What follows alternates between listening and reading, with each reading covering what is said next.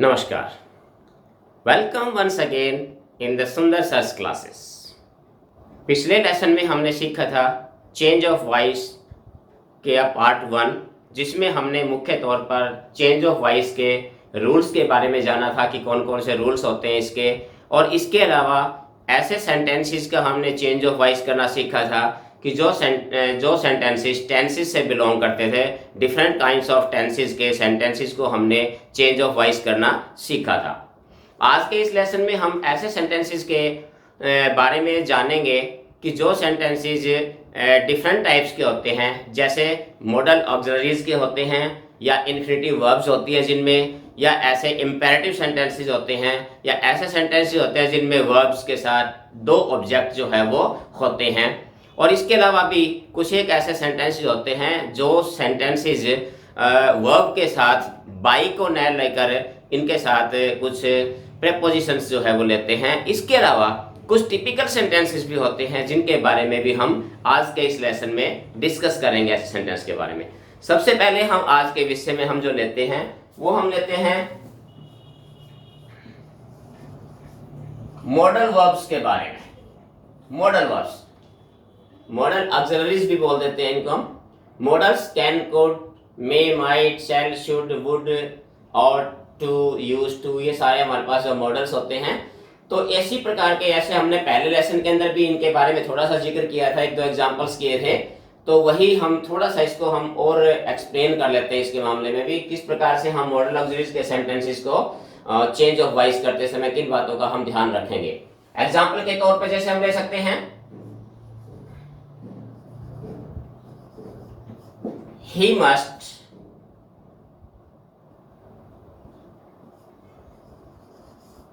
pay his fees। Must है, इसी को चेंज करते समय वही हमारे पास ऑब्जेक्ट है, जो वर्ब है ये हमारे पास मॉडल वर्ब है, और इसी प्रकार से ये हमारे पास सब्जेक्ट है। तो वही रूल हमारे पास, his fees, आप मॉडल को रखेंगे यहां, मस्ट। अब इसके साथ हमने केवल बी लगा देना है, मस्ट बी पेड बाय ही का ऑब्जेक्टिव केस हो जाएगा यहां पर हिम, ये मॉडल का। इसी प्रकार जैसे we should respect our parents,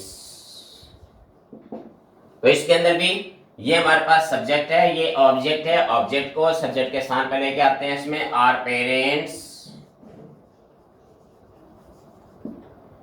should, अब यहां पर जो मॉडल है वो लगा देते हैं हम, शुड बी रिस्पेक्टेड। अब इसमें देखिए रिस्पेक्टेड अगर बाय अस लगा दे तो ठीक है, अगर हम यहाँ पर बाई एस ना भी लगाएं और केवल हम रिस्पेक्ट लगा के सेंटेंस को फिनिश कर दें, तब भी आपका ये सेंटेंस ठीक माना जाता है। तो इसमें कोई रॉन्ग नहीं होगा अगर हम यहाँ बाई अस नहीं लगाएंगे। कुछ एक ऐसे सेंटेंस हम आगे इसके बारे में और भी देखेंगे, ऐसे सेंटेंसेस जो अंडरस्टूड, जिसमें ऑब्जेक्ट जो होता है ना, पैसिव वॉइस में जो ऑब्जेक्ट होता है वो अंडरस्टूड होता है। तो इस प्रकार से हमने देखा कि मॉडल वर्ब्स को हमने किस प्रकार से चेंज करना है। नेक्स्ट इसके अंदर हम लेते हैं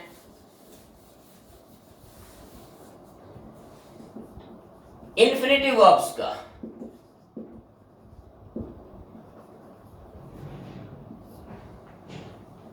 इन्फिनेटिव वर्ब्स, इन्फिनेटिव वैसे तो अलग एक चैप्टर जिसके बारे में हम कभी नेक्स्ट चैप्टर में इसके बारे में चर्चा करेंगे। इन्फिनेटिव छोटे से हो तो संक्षेप में आपको हम बताएं, इन्फिनेटिव वर्ब्स जैसे के साथ टू आता है, या जिनके साथ टू नहीं, दो प्रकार के इन्फिनेटिव होते हैं, बेयर इन्फिनेटिव और इन्फिनेटिव विद टू।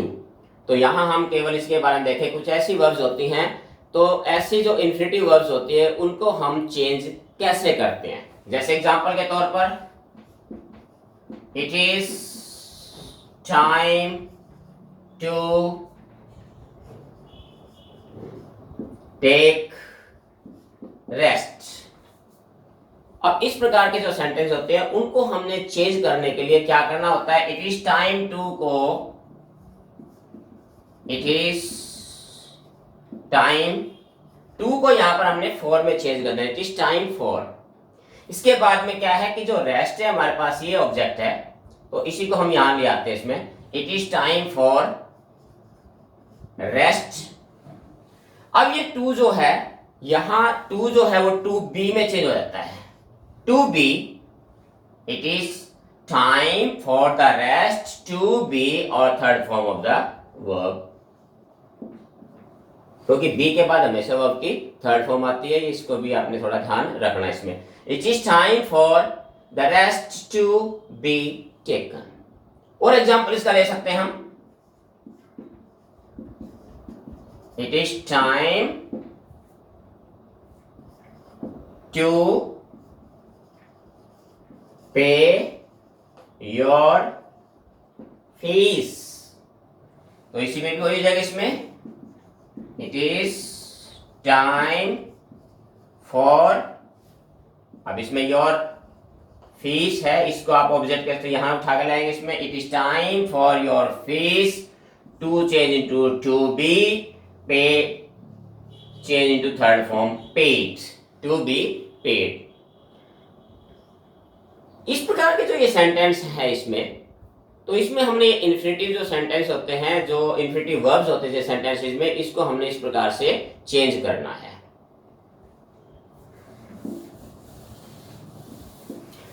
नेक्स्ट इसमें हम लेते हैं imperative sentences.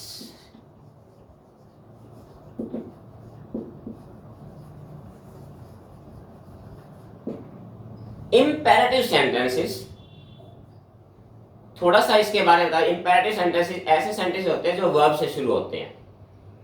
Sentence begin with verbs are called imperative sentences. और इन प्रकार के जो इंपेरेटिव सेंटेंसेस है उसमें या तो ऑर्डर होता है, या रिक्वेस्ट होता है, एडवाइस होती है, सजेशंस होता है, डिस्कस्टिंग हो सकती है, यानी कोई ना कोई एक किसी प्रकार की वर्ब्स होती है, कोई ना कोई उसमें आदेश, आज्ञा या किसी प्रकार से जो है कुछ कन्वे मैसेज किया जाता है। तो इस प्रकार के जो सेंटेंस है उनको चेंज ऑफ वॉइस के दो तरीके हैं, हम दो तरीके से हम इनको कर सकते हैं।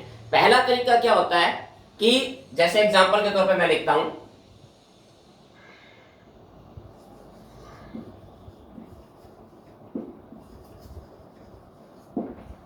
Close the door. अब देखिए क्लोज द डोर, अगर ऐसे सेंटेंस जिसमें ऑर्डर होता है तो उस प्रकार के सेंटेंस को हमने चेंज कर देता है यू आर ऑर्डर्ड। अगर किसी सेंटेंस में रिक्वेस्ट है तो यू आर रिक्वेस्टेड टू, अगर एडवाइस है you are advice to, suggestion है तो यू आर सजेस्टेड टू। तो इस प्रकार के सेंटेंस में जो वॉइस चेंज करते समय सेंटेंस की सेंस के अनुसार हमने you are advice to, you are requested to, you are order to में हमने चेंज कर देना होता है। अब इसमें जैसे हम ये सेंटेंस है, तो अगर हमने मान लीजिए इसको आप ऑर्डर भी मान सकते हैं, रिक्वेस्ट भी मान सकते हैं, किसी प्रकार से जी, तो जिस भी तरीके से आप इसको यू आर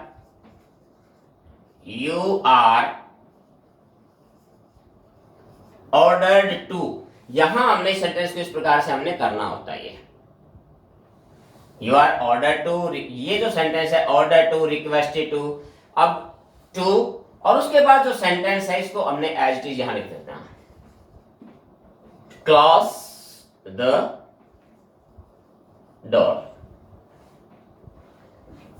एक तो इसका तरीका ये होता है, जैसे मान लीजिए प्लीज हेल्प द पुअर। अब यहां पर क्या है प्लीज, तो या तो क्लियर हो गया कि रिक्वेस्ट है, तो यहां इसमें यू आर रिक्वेस्टेड टू। अब इसमें जो प्लीज या काइंडली वर्ड है इसको हम छोड़ देते हैं, इसको हम साथ नहीं रखते, और बाकी सेंटेंस को हेल्प द पुअर। तो एक तो ये तरीका होता है हमने चेंज करने का, कि जिसमें हमने क्या करना है कि सेंटेंसेस को you are order to, requested to, advice to में हम चेंज करके और एज इट इज जो सेंटेंस है उसको हम आगे लिखते हैं। एक तो ये तरीका है। दूसरा तरीका हमारा होता है लेट के जरिए। जैसे उसका तरीका और हम देख लेते हैं कि लेट लगा के हम इस इंपेरेटिव सेंटेंस को किस प्रकार से, जैसे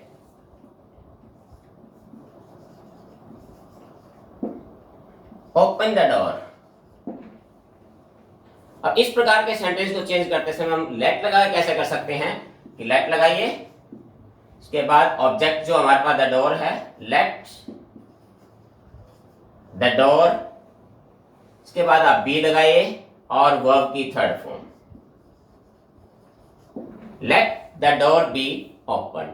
तो इस प्रकार की स्ट्रक्चर क्या बनती है, इस प्रकार से अगर आपने लेट से इंपेरेटिव सेंटेंसेस को अगर आपने लेट के जरिए अगर चेंज करना है तो लेट लगाइए, उसके बाद आप जो ऑब्जेक्ट उसको सब्जेक्ट के स्थान पे लेके आइए, जो ऑब्जेक्ट इसको सब्जेक्ट के स्थान पे, उसके बाद आपने क्या लगाना है इसमें बी और प्लस वही third form of the verb means past participle. तो ये स्ट्रक्चर है, आप इससे भी चेंज कर सकते हैं इंपेरेटिव सेंटेंसेस को। लेट के जरिए भी आप इनको हम वॉइस को चेंज कर सकते हैं। तो ये इंपेरेटिव सेंटेंसेस के दो तरीके होते हैं। नेक्स्ट कम तीसरे प्रकार के, और किस प्रकार के, ऐसे सेंटेंस जिसमें टू ऑब्जेक्ट्स होते हैं, टू ऑब्जेक्ट्स जिसमें दो ऑब्जेक्ट होते हैं। जैसे I gave him a gift. अब इसमें देखिए ये सब्जेक्ट है, ये वर्ब है, इसमें एक तो ऑब्जेक्ट ये है और एक ऑब्जेक्ट इसमें ये है, मीन्स दो ऑब्जेक्ट हैं। तो इसमें क्या है, रूल्स बताते समय मैंने बताया था कि अगर किसी भी सेंटेंस में ऑब्जेक्ट अगर दो है तो आप किसी भी ऑब्जेक्ट को पहले ले सकते हैं। मैं दोनों तरीके से इस सेंटेंस को आपके सामने बना के दिखाता हूं। सबसे पहले अगर हम इसको लेते हैं तो इसमें क्या हो जाएगा, ही। अब ये पास्ट इंडेफिनिट टेंस है तो ये चेंज हो जाएगा इसमें वॉज में, ही वॉज गिवन। अब जो दूसरा जो ऑब्जेक्ट बचता है उसको हमने वर्ब के बाद लिखना है, या he was given a gift by. अब ये जो सब्जेक्ट है इसका पीछे जाएगा, ऑब्जेक्टिव केस बन जाएगा बाई मी। एक तो इसका ये तरीका है कि हमने इस सब्जेक्ट को ये सब्जेक्ट के तौर पर लिया है। अब दूसरा ऑब्जेक्ट इसको अगर हम लेते हैं, इसमें कैसा हो सकता है, इसमें अ गिफ्ट, सेंटेंस तो वही है, टेंस वही हमारा सिंगुलर है, तो यहां पर भी क्या जो वॉज हो जाएगा, अ गिफ्ट वॉज, सॉरी इसमें ये गिवन थर्ड फॉर्म का यूज करना है, ये थोड़ा सा लिखने में थोड़ा मिस्टेक हो गया। A gift was given. अब इसमें क्या करना है, यहां पर भी वर्ब के बाद दूसरा जो ऑब्जेक्ट हमारे पास क्या है, इसको हमने लिखना है। तो यहां अगर इस ऑब्जेक्ट को यहां लिख रहे हैं तो इसमें यहां टू लगा देंगे, टू हिम बाय मी। यानी इस प्रकार से आप दोनों तरीके से, जब दो ऑब्जेक्ट्स अगर होते हैं तो आप दोनों ऑब्जेक्टों में से किसी भी, हमने पहले में इस ऑब्जेक्ट को लेकर बनाया, दूसरे सेंटेंस में हमने इस ऑब्जेक्ट को, तो दोनों ही आपके राइट माने जाते हैं। आप दोनों ऑब्जेक्ट में से किसी भी ऑब्जेक्ट को सब्जेक्ट के रूप में इस्तेमाल करके और आप चेंज ऑफ वॉइस कर सकते हैं। तो ये कुछ एक हमारे थे इसमें कि दो ऑब्जेक्ट्स वाले सेंटेंसेस को हमने कैसे चेंज करना है। अब मैं आपको कुछ एक ऐसी वर्ब्स से इंट्रोड्यूस कराता हूं कि ऐसी वर्ब्स होती हैं जो अपने साथ बाई का यूज नहीं करती, यानी कि जब पैसिव वॉइस चेंज करते हैं जिनके साथ बाई नहीं आता। हमने पहले सीखा था कि लगभग बाई वर्ड जो है वो एक इंट्रोड्यूस किया जाता है लास्ट में पैसिव वॉइस में ऑब्जेक्ट से पहले, लेकिन कुछ एक ऐसी वर्ब्स होती हैं जिनके साथ बाई नहीं लगता। तो मैं ऐसी ही वर्ब्स आपको कुछ बता रहा हूं, तो उनके थोड़ा सा आप ये नोट कर सकते हैं उनको, तो थोड़ा सा ध्यान से देख लीजिए कि ये वर्ब्स होते हैं जिनके साथ बाई नहीं लगता। सबसे पहले जैसे प्लीज्ड, अब प्लीज्ड है, इसके साथ एट और विद दोनों रखते हैं। Pleased at, pleased with. At और विद कुछ एक और भी वर्ब्स जैसे प्लीज्ड है, एंग्री, एंग्री के साथ भी आपने दोनों लगा सकते हैं आप यहां एट और विद। एग्री भी है, ये भी यहां एग्री एट और विद आता है। इसमें क्या दोनों का मतलब क्या होता है कि एट और विद का मतलब होता है प्लीज एट। एट तब आता है कि जब हमारे पास हम वी आर प्लीज्ड, एंग्री और एग्री विद समथिंग। जब ऑब्जेक्ट हमारे पास कोई समथिंग होता है, कोई चीज होती है, कोई वस्तु होती है, थिंग्स होती है, या कोई प्रपोजल होता है समथिंग, उसके साथ एट आता है। विद आता है पर्सन के साथ। We are agree, angry, pleased with someone. जब किसी व्यक्ति के साथ, किसी पर्सन से साथ हम सहमत होते हैं, प्लीज्ड होते हैं, एंग्री या एग्री होते हैं, तो वहां विद आता है। और समथिंग के साथ आप लगाते हैं एट। तो ये कुछ एक इस चीज का भी आपने ध्यान रखना है। इसके अलावा वर्ब्स होते हैं जैसे कंटेन, कंटेन्ड इन। कंटेन के साथ हमेशा इन का यूज किया जाता है। एक और इंटरेस्टिंग वर्ड होता है मैरिड। मैरिड, अब मैरिड के साथ भी आप देखोगे कि मैरिड विद और मैरिड टू आते हैं दोनों। Married to, sorry married with, married के साथ विद तब लगाएंगे जब ऑब्जेक्ट अगर गर्ल्स होती है तो। अगर ऑब्जेक्ट गर्ल है तो विद, अगर ऑब्जेक्ट बॉय है तो हम टू लगाएंगे। ये भी ध्यान रखना है मैरिड के साथ। Married with girl, married to boy, तो ये भी इसमें ध्यान रखना है टू और विद का, कि दोनों में डिफरेंट होता है ये। इसके अलावा कुछ एक हमारे पास जैसे और वर्ब्स होती हैं जिनका हम वर्णन कर सकते हैं, जैसे annoyed, annoyed with, satisfied with, known to. ये कुछ ऐसी वर्ब्स होते हैं। इसके अलावा कुछ और वर्ब्स भी होती हैं, सिर्फ मैंने आपको एक एग्जांपल के तौर पे बताया मैंने। थोड़ा सा अगर आप देखेंगे कुछ एक ऐसी वो वर्ब्स मिलेगी कि जिनके साथ हमने बाई नहीं लगाना। अब इनके कुछ एग्जांपल हम देख लेते हैं इस प्रकार के, कि इनको हमने जो देखा है इनके साथ हमने एग्जाम्पल कैसे इनके हम कर सकते हैं। जैसे I know him, I know him. अब रूल वही है इसमें, ही, हिम का ये हिम ऑब्जेक्टिव केस है या सब्जेक्टिव केस बन जाता है ही। अब ये इंडेफिनिट टेंस है तो हेल्पिंग वर्ब इसमें ही इज, थर्ड फॉर्म लग जाएगा, he is known to me. अब यही डिफरेंस है कि यहाँ बाय नहीं आएगा, नो वर्ब है तो यहाँ बाय की जगह पर टू आएगा। जैसे दिस ग्लास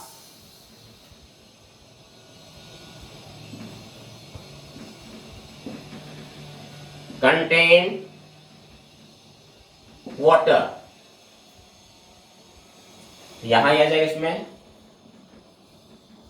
water। अब कंटेन पास्ट इंडेफिनिट टेंस है, was contain, अब ये थर्ड फॉर्म होगी इसमें हमारे पास, यहाँ water was contained in आ जाएगा यहाँ in this glass। तो ये इस प्रकार से यहां आपने ध्यान रखना है कि हमने कंटेन है, नॉन है, एग्री है, एंग्री है, सेटिस्फाइड है, डिसगस्टेड है, मैरी है। तो ऐसी वर्ब्स हमने देखा कि उन वर्ब्स के साथ आपने यहाँ पर ये जो है ध्यान यही रखना हमने कि यहाँ हमने बाय का यूज नहीं करना, क्योंकि ये वर्ब्स होती हैं जो स्पेशल प्रेपोजिशंस अपने साथ लेती हैं पैसिवाइज चेंज करते समय। नेक्स्ट इसके बाद हम थोड़ा बहुत इसमें जो बचता है वो क्या है कि कुछ एक हमारे पास टिपिकल सेंटेंस होते हैं।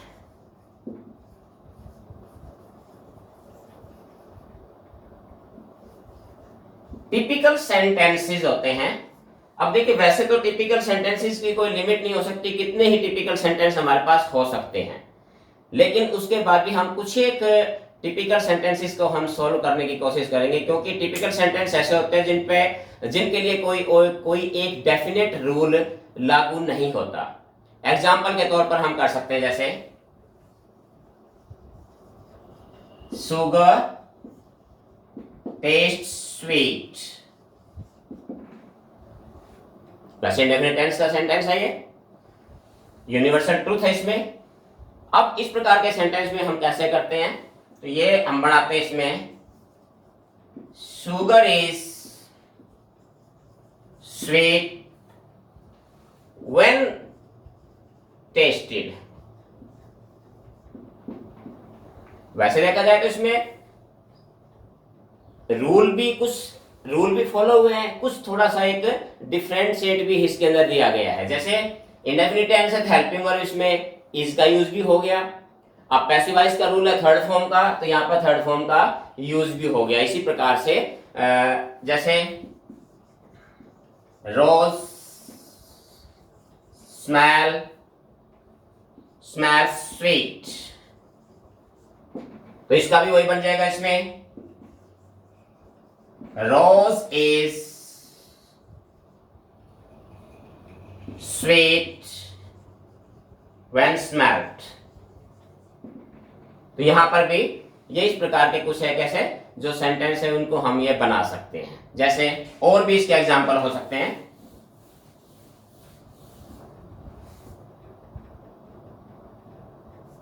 द पुलिस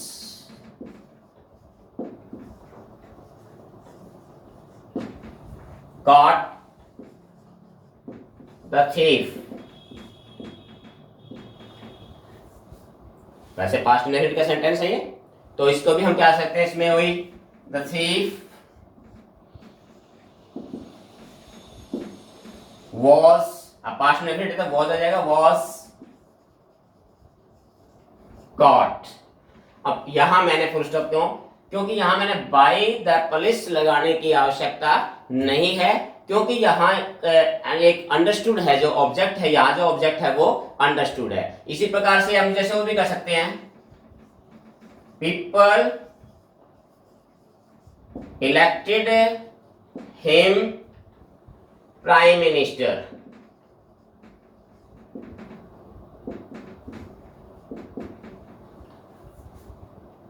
अब इसमें भी क्या करना है, हमने दो ऑब्जेक्ट इसमें हम लेते हैं, इसमें ही, अब पास्ट इंडेफिनिट है ना ये, तो ही वॉज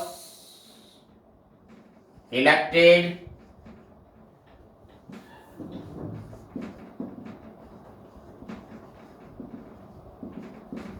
प्राइम मिनिस्टर। अब इसके अंदर भी क्या है, बाय द पीपल लगाने की आवश्यकता नहीं है, क्योंकि यहां पर ये कुछ एक अंडरस्टूड होते हैं ऑब्जेक्ट हमारा, जैसे यहां इस प्रकार से।